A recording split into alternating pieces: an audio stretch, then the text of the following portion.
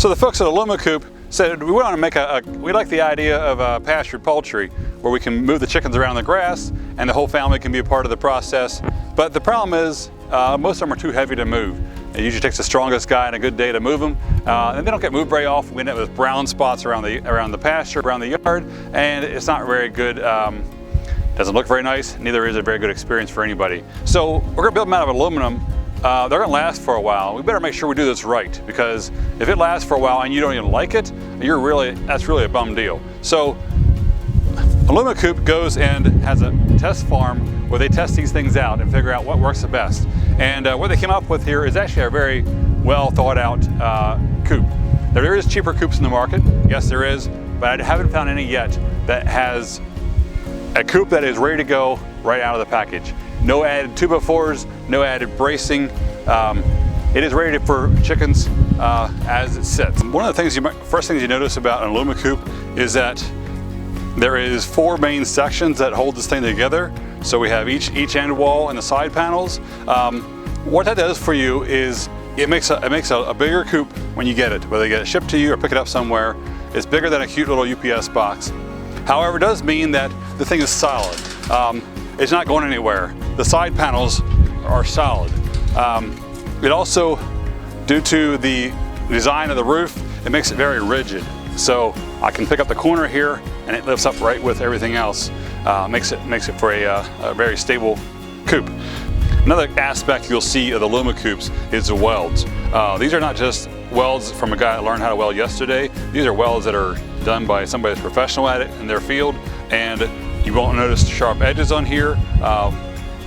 Yeah, it's just part of a quality, well thought through coop. People often ask about the wheels, like wouldn't it be better to have the wheels in the middle? Well, possibly, but first of all we're using aluminum, so it's lightweight. That's one of the reasons we're using aluminum, is so that we can move it easily. Second of all, if you have the wheels in the middle, you're very limited to flatlanders. Well, folks like me here in Pennsylvania, we have ground that goes up and down. To illustrate this purpose, going through a ditch like this is impossible if the wheels were in the middle. With wheels in the back, I can raise it as high as I need to and go on any kind of terrain. People ask about the netting here. So one of the strong features of the Alumi-Coop is that it has 1x1 galvanized after welding netting. It also is installed very tight. One of the quality aspects that you'll find in an Alumi-Coop. It also, you hang a feeder on here or water or whatever else it is, it's not going to stretch it out of shape. This is a lot different than what you might get as a P-wire for your garden or common poultry netting as you might get at the hardware store. So a lot of people ask about predator protection. Is there a floor in the coop? The simple answer is obviously no, there is not a floor in here. We want the chickens to have access to the grass. We want them to catch all the bugs, those grasshoppers with a high percentage of protein, whatever else. And so can the coons get into it? Well, for one, let's consider the fact this is a mobile coop.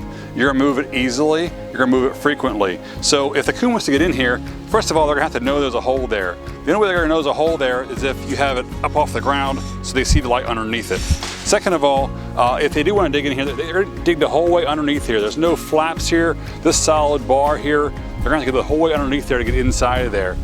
But good chance is, if they check it out tonight, tomorrow night when they come by, the coop's gonna be at a new place.